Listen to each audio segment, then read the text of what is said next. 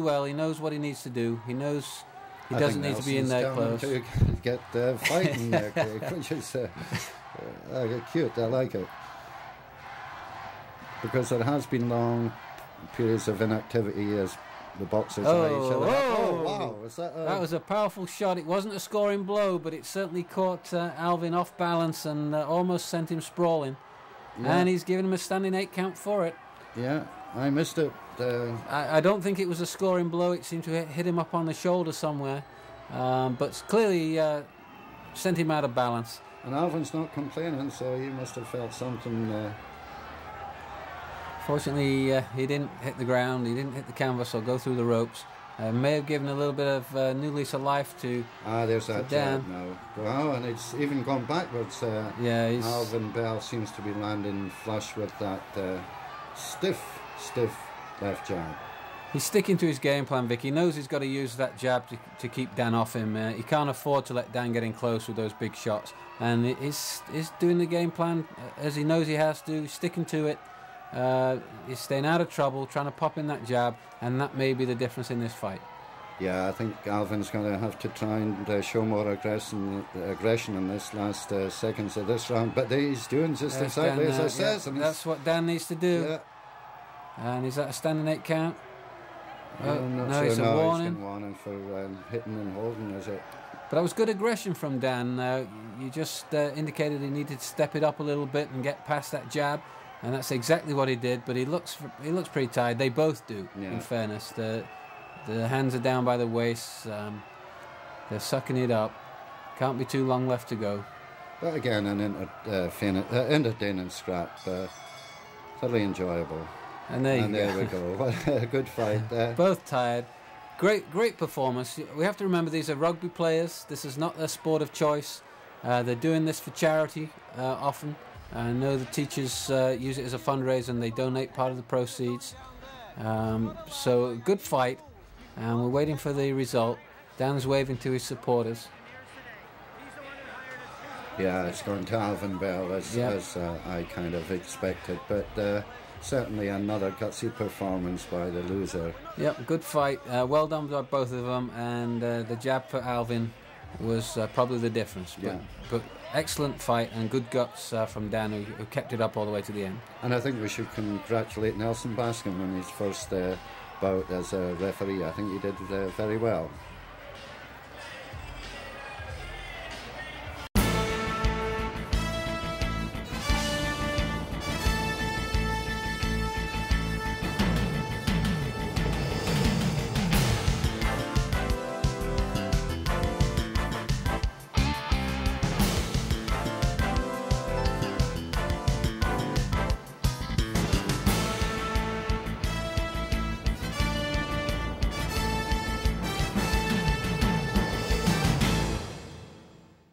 Well, Craig, bout number 6 sees a fight between the doctor and the sociopath. In the red corner we have Dejon Doc Seymour from St George's, a member of Teachers Rugby Football Club, and his opponent is Gary Sociopath Wilson, who hails from Derby in England and plays for Renegades.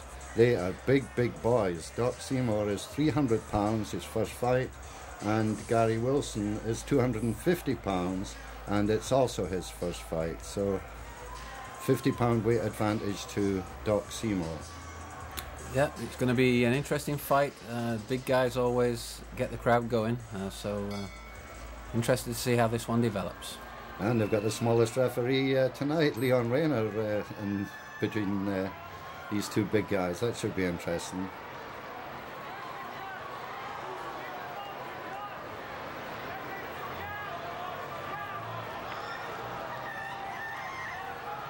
Okay, it looks like we're getting ready to start. Leon's checking with the officials, make sure that they're ready before he starts the bout.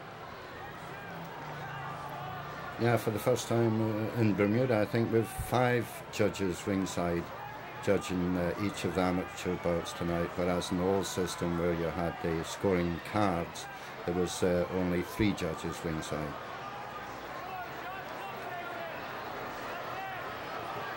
Leon's going to get them to touch gloves, and the action will be underway. This should be an interesting fight. both novice boxers, as I mentioned before. It's going to be very hard for a sociopath giving up 50 pounds to the doctor. Well, he's shown plenty of heart and aggression to start with. Looks like he's going for a quick knockout. Yeah, he's kind of putting his head down and trying to throw whatever shots he can. And there you go. That just shows the difference in weight.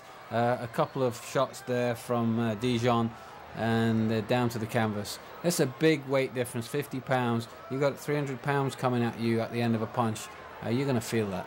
I was just about to mention the power behind the shots of Dejon Seymour, Craig, but before I could get it out, the words out of my mouth, Dejon had landed a big right hand and knocked Gary down. Yeah, and you can just see every shot is it's got some power. Oh, there you go. Was that a push or was it a punch? Well, Leon's ruling it as a push. Maybe he tripped over his own feet, but that may have helped Gary a little bit. You see the big guy go down and give him a little bit more confidence. And he's turned his back, and that's a clean shot. He's definitely feeling these blows. I think the 50-pound weight difference is telling, but that's amateur boxing. Anything over 200 pounds, you're into the super heavyweight category, and the sport allows for this big disparity in weight between super heavyweights. Yeah, and Gary's saying to Leon, "I'm okay, I'm ready to go," but you can see that. Oh, and he almost threw himself into that one. He left both of his feet, I think, as he tried to land that shot.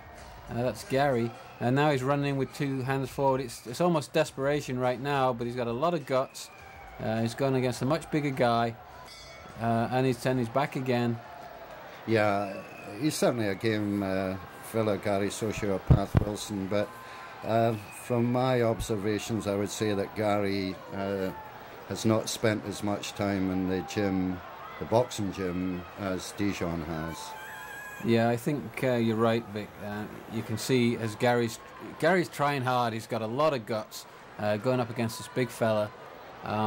But you can see as he's throwing his shots, his feet are not planted. He's not generating any power. He's almost launching himself off the ground in order to try and make contact. And then Dejon is just maintaining his composure and just coming in with some thundering punches. And you can see the toll that they're starting to take on Gary, as game as he is. What I would like to see, Craig, perhaps next year's teachers' fight night would be to see Dejon Doc Steed against either Freeman Smith or Sharif Wales. I think that would be an excellent fight and something to look forward to. Well, he's certainly he's got the size to match up with Sharif for sure, or even Freeman. But those guys, we have to remember, have been in the gym an awful lot longer, and they've got the techniques down a little bit better. And I think before Dejon can get in with those guys, he needs to put a year in the gym and really develop his style. Oh, exactly. But he seems to me to have potential. I think he realizes it's a matter of time. And there goes poor Gary sprawling to the ground. He must have wondered, what have I let myself in for? But very game. He's not giving up. He's ready to keep battling away. But I don't know how long he can keep this up. And you can see Chucky there with his towel. I think Chucky's getting ready to call it. He realizes his man's outmatched. He wants him to live to fight another day. And yeah, that looks like a referee stops contest. I see Leon has sent Gary to his corner, and he's sent Dejon back to the red corner. That's the end of the fight. Referee stopped the contest in the second round, and I think that's fair. It saved Gary from taking any more punishment. He was outmatched, outpowered, and sometimes fighter's own bravery can get him into trouble. Yeah, I think he may have retired actually, Craig. I looked up. I was watching Leon, and Gary. The interaction between them, and I think that Gary may have says that the weight difference is too much. I just can't take any more. But what a game performance by Gary Wilson, giving away 50 pounds to a very impressive Dejon Seymour. Yeah, we've talked a lot about Gary trying to compete against the weight loss, but I don't want to take anything away from Dejon. He definitely showed some skills. He kept his hands moving. He stood in there, definitely shown a lot of promise, and it'd be nice to see him go against somebody who's a little bit better experienced, or come a bit closer to the weight, and get a real good fight out of him. And the crowd are giving both boxers a tremendous reception here. It was a good fight while it lasted.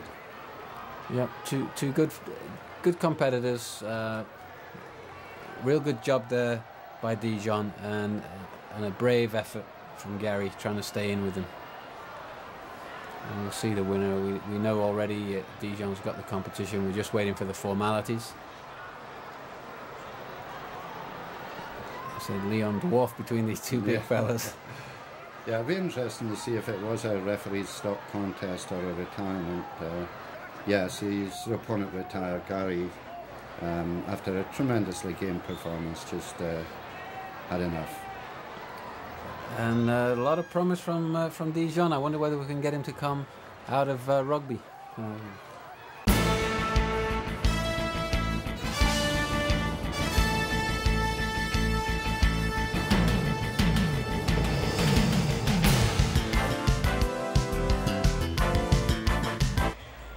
And here we go with fight number 7. This should be an interesting fight. We're starting to now come to guys who've got a little bit of boxing experience as opposed to the rugby players. So hopefully we're going to see a little bit more in the way of boxing style and certainly with experience. So fighting in the red corner is Joshua Smith. Joshua's weighing in at 195 pounds. He's got a record of 2 wins and no defeats. I believe those fights have been in England. Joshua is representing Birmingham, England, and also Paget. So if Joshua's fought in England, it'd be interesting to see the style. Here's Jeffrey Chops Richardson. Very unsportsmanlike conduct there. Not happy to see that in an amateur bout, and I'm sure the referee would have words with him about that. But Jeffrey Chops Richardson, 185 pounds. He's got a pretty good record, Vic. He's 8 wins and 2 defeats, and he's representing Devonshire tonight. So this should be an interesting bout. Yeah, Jeff is an all-action fighter. I haven't seen Joshua before, but Jeff is all-action from a sporting family. His father, Jeff Richardson Sr., well-known footballer and cricketer. He's all-action, but Jeffrey Chops Richardson's problem could be here is the height disadvantage that he has. For someone who's 185 pounds, Jeffrey is pretty short, and Joshua much taller, much longer reach. But Jeffrey in the past has shown plenty of aggression, and it should be a good fight. Yep, I saw Chops up in the changing rooms earlier today before the event got underway, and he was certainly talking a good fight and looked like he was ready to go. So this should be a good one. And this is the guest referee, is it Craig from Trinidad and Tobago? Yep, this is Mr. Beckles, who's been running the officiating courses, and he's going to show us how it should be done. Joshua has already shown a lot of composure. Chops is trying to get in close, but he's shelled up, and Joshua's now backed away from him. But I've seen some nice style already from Joshua with a quick lightning jab. I'm very impressed with the start for Joshua Smith. I'm surprised to hear that he's only had 2 fights. He certainly looks a lot more experienced to me than someone with just 2 amateur fights, but we'll see as the fight progresses. Yeah, I'm starting to think the same, Vic. I know very often it may be coming out of the English system that he's been very well schooled and he's been held back, and they only put him in the fights when they knew he was absolutely ready. But he looks very relaxed in there. He's fighting what I would call a lazy style. He's holding his left jab down by his waist and flicking it out, but very comfortable.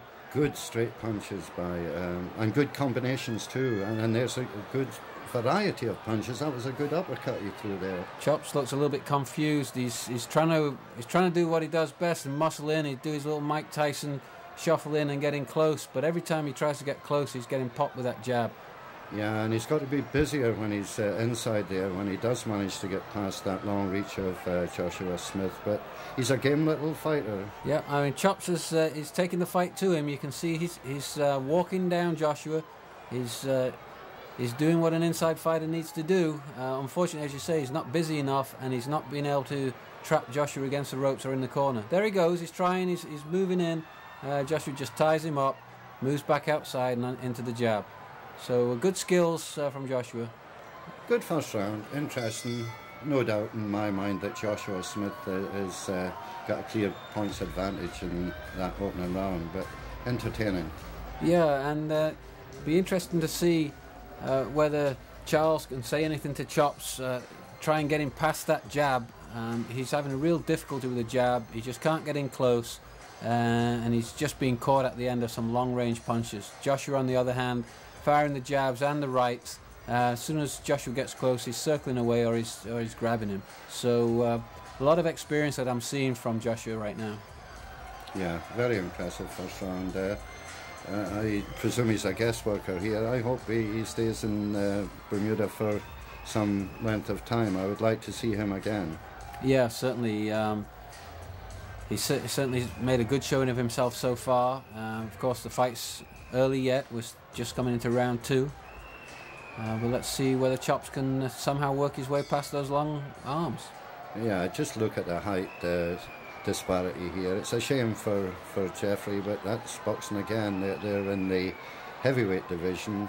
The jabs are just scoring for Joshua. Yeah, but game, Jeff is always game. And he's managed to score a jab there himself. He's just got to keep his arms punching when he does get inside. I can imagine the judges' calculator buttons flying at the moment, because Joshua's just landing jab after jab, clean shots, nice clean scoring punches, and Chops is trying to get in close. And Joshua is so cool under pressure. You notice even when Jeffrey is inside and throwing loads of punches, Joshua's not blocking. He's punching himself, counter punching and scoring blows even inside. Yep, it definitely looks comfortable in the ring. We got head guard problems again. It's a nuisance, but boxers do need this protection at the amateur level, and it's just unfortunate that sometimes you don't seem to get a head guard that fits perfectly. And Chops is definitely trying to get in there. You can see he's shaking his head. He just doesn't know how to get past that jab. Yeah, I don't think Chops has met an opponent at this skill level before.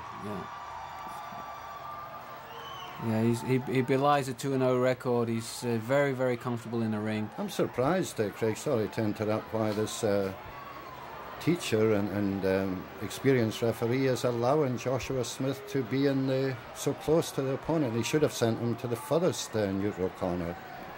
Yeah, I agree. And there we go, more scoring blows. Chops is his game. He's trying to stay right in. He knows he wants to be on his chest, throwing close shots. But even look at that, he's right on his chest, and Joshua's still now throwing short shots. So he's capable of fighting on the inside as well as from a distance. Yeah, he's not even when they were at close range there, but Jeff couldn't get off any punches because he's defending these not powerful blows, but consistent and frequent blows from Joshua. Yep, and that's the end of round 2. And as we said earlier, Vic, the shots don't have to be powerful in amateur boxing. They have to be clean. We don't want pity-pat shots, but if they're hitting the target area. But I think Joshua's infighting there, just throwing rapid punches. It's just throwing Chops off his game. Even when he gets in close where he knows he wants to be, he's finding himself unable to perform his game plan. Do you recognise the assistant second in Joshua Smith's corner? Manic Smith is the chief second, but do you recognise who the assistant second is? For Joshua? Yes. Let me see who's there. No, I'm not sure who that is, Vic. I see Charlie Wade in Chops' corner. Yeah, I'm really surprised that Joshua Smith has only had 2 amateur fights. To me, very, very comfortable in the ring. Very, very comfortable. Right hands, left hands, combinations, just letting them flow. Yeah, and very cool under pressure. But give Jeff Richardson these 2. This is typical of young Chops. He'll be there at the end. although Joshua is scoring not all that powerful blows, I don't think we'll see a stoppage here, but it would take something special to stop Jeff Richardson. He'll just come and at you till the bell rings to end the fight. Mr. Beckles warning Joshua about holding behind the head.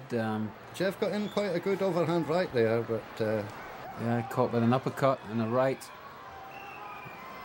And now Joshua's taking to this odd style. He's crouching down in front of Chops, almost coming down to his level. He nice got caught shot there. He was trying a bit of... got caught trying to be fancy. Yeah, showboating there, and Jeff caught him a good one. But he's crouching down, and then he's launching that jab from low down in front of Chops. Oh, that's it. And you see the frustration on Chops. Yeah. He just wants to get in and fight, and he just can't get close.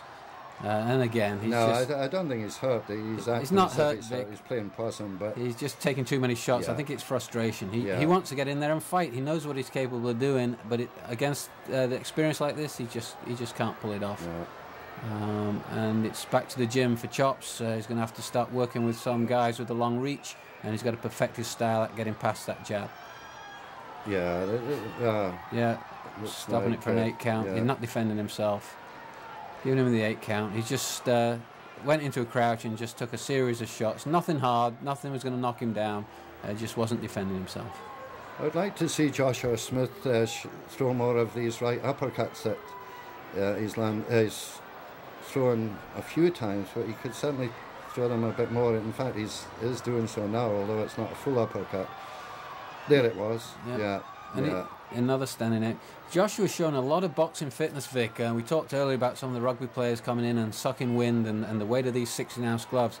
But Joshua is just throwing tremendous combinations. And that's the end of the fight.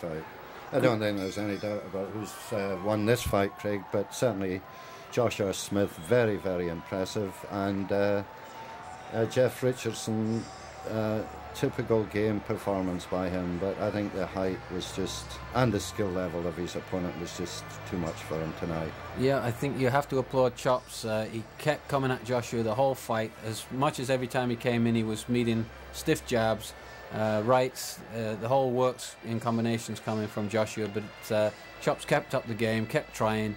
He just came up short in this fight, unfortunately, and as I said earlier, it's something to work with. Get back in the gym, realise that's a slight weakness in his game, and find a way past it. But no shame to Chops on losing that one. I'm fairly sure that's the way it's gone.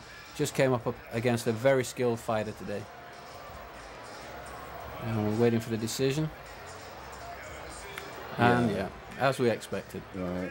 But I think, that next year, I hope that Jeffrey doesn't get discouraged, because I would think that a fight between Jeffrey next year and perhaps Clint Murphy or John Martin would be an excellent one. Yep.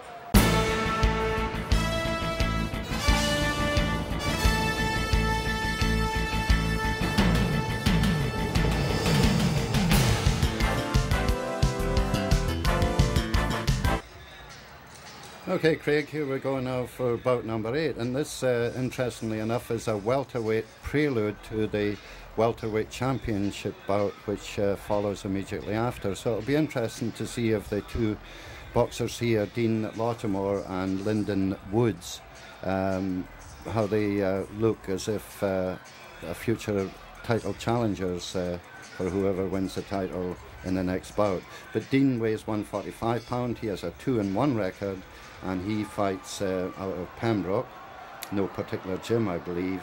Whereas Lyndon Boxer Woods in the blue corner is from Chucky Renaud's gym. He's 150 pounds, 5 pound weight advantage, and he has a 3-win, 2-loss record. Good action to start the fight. Yeah, again, we've got guys who have fought before. These are guys who want to be boxers, they're not rugby players trying it out. So let's see how this develops. Lyndon showed a lot of skill in the past. It'll be interesting to see how he shapes up against Dean. A little bit scrappy at the moment. Both fighters coming at each other. Dean has a longer reach.